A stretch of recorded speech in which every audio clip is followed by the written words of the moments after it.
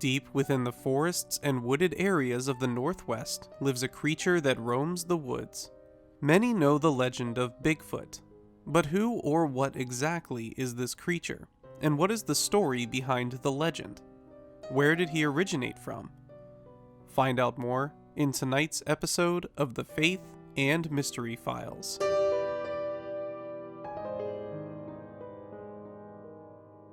Bigfoot, also popularly known as Sasquatch, is claimed to have been spotted by numerous people over the years.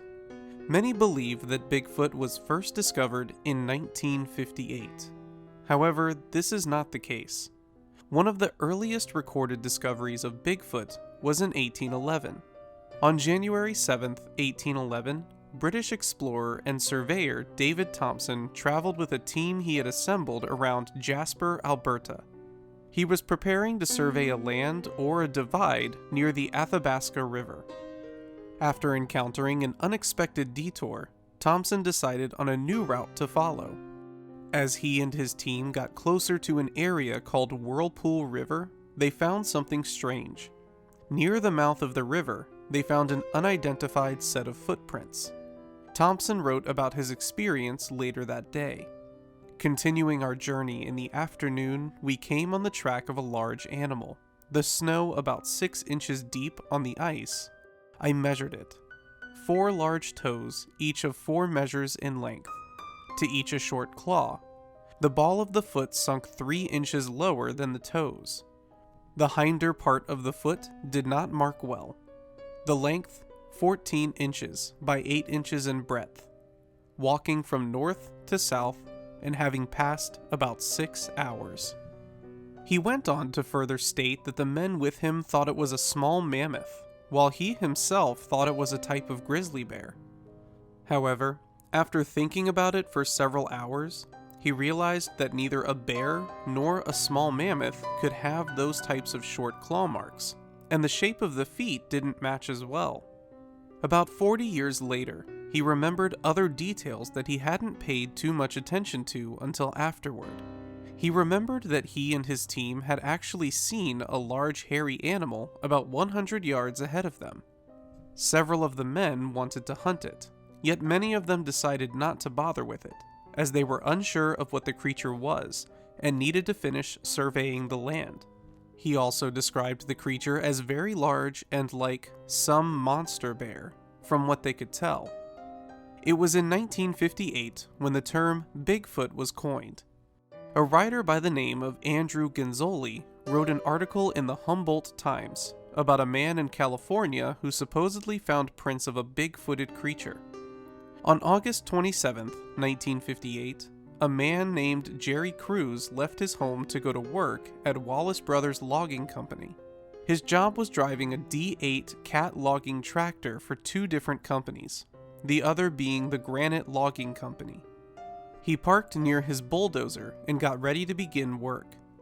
However, as he made his way to the bulldozer, he noticed something odd. There were large man-like footprints that were deep in the earth next to his bulldozer.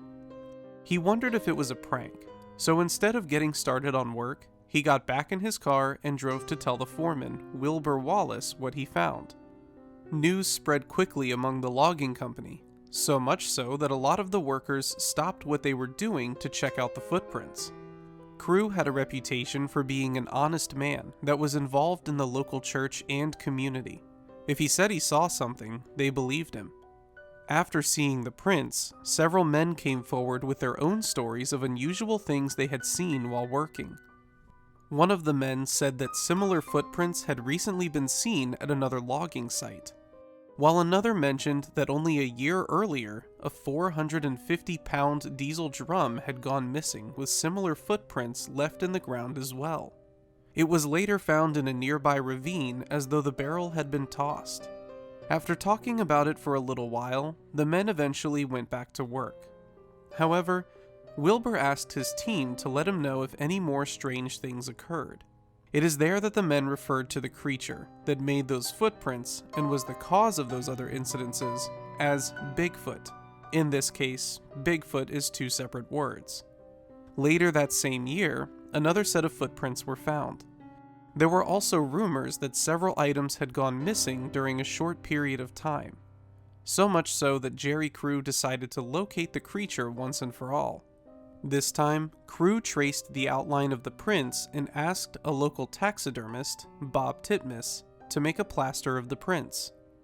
Bob told Crew that a plaster impression couldn't be made that way, actually teaching him how to make one himself. And that's what Crew did. He went back to the area and made a plaster of one of the footprints. People were discussing the creature all throughout town. Word soon got to Andrew Genzoli. He was intrigued and wanted to find out if the stories were true, so he traveled to California to meet with Crew. On October 4th, 1948, Andrew Genzoli had his first meeting with Crew. After hearing the stories and seeing the footprint impression, he was convinced that he needed to write an article about it. The article was published in the Humboldt Times 2 days later. It was in this article that he coined the name Bigfoot as one word instead of two, so as to give the creature a name. Today there are numerous sightings of the legendary Bigfoot, but what does he look like? From the many stories and details given over the years, we can determine a few things. First, all accounts state that he has a lot of hair all over, similar to that of a gorilla. Several have stated that an odd or strong foul odor comes from the creature. Many have said that his hair is either light brown, dark brown, or black. Next, witnesses have claimed that his height ranges from 6 feet to 15 feet. This possibly means that there is more than one creature out there. Another feature to note is that the length of the creature's footprint from cast impressions and other documented prints is about 24 inches long, meaning that the footprints are almost double in size compared to an average human footprint. The last thing to note is that many have stated that the creature emits a loud and high-pitched eerie scream. This could be to keep others from coming closer. Or could it be something more? Now that we know what Bigfoot possibly looks like, are there any ideas as to what this creature is?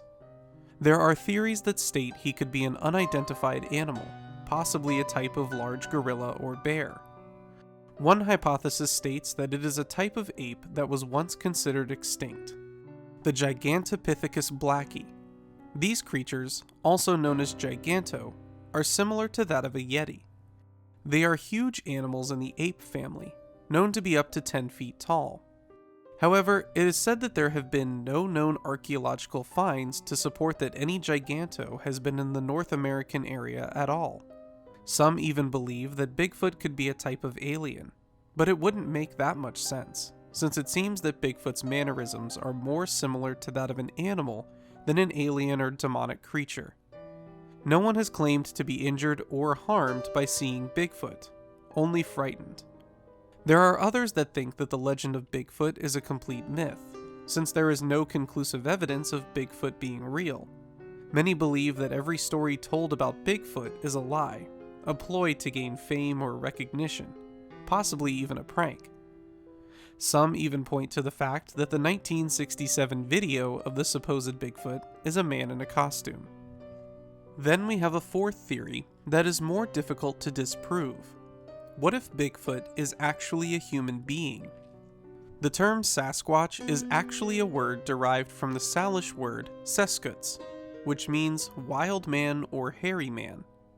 There are numerous Native American stories about a man or men with hair all over that live in the nearby forests and woods. There are conditions mentioned throughout history where men and women have excessive hair, and this could explain why they would be covered in hair. Another important fact to note is that there are various early Native American paintings and sketches on rock walls depicting Bigfoot-like creatures. One well-known example is Painted Rock. Interestingly, just like the Jerry Crew footprints, these paintings are located in California as well. The painting also depicts a woman or mother Sasquatch, with smaller Sasquatches seen as children. Is this painting, as well as the rock carvings, possible evidence of a family of Bigfoots? Could all this prove that perhaps Bigfoot is a human? What do you think? Thank you so much for watching this episode of the Faith and Mystery Files. There is a great deal of information on Bigfoot, and if you would like us to delve more into the legends of the Sasquatch, let us know in the comments below. Thank you so much for watching, and may God bless you.